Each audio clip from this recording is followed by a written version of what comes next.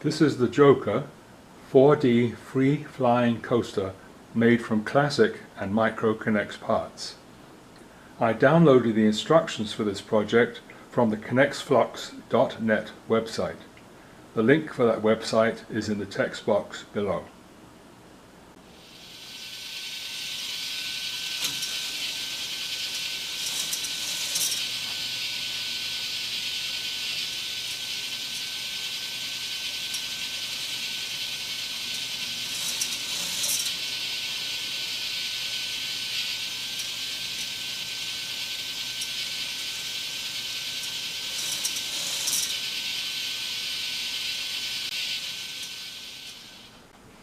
I did make one change to this model.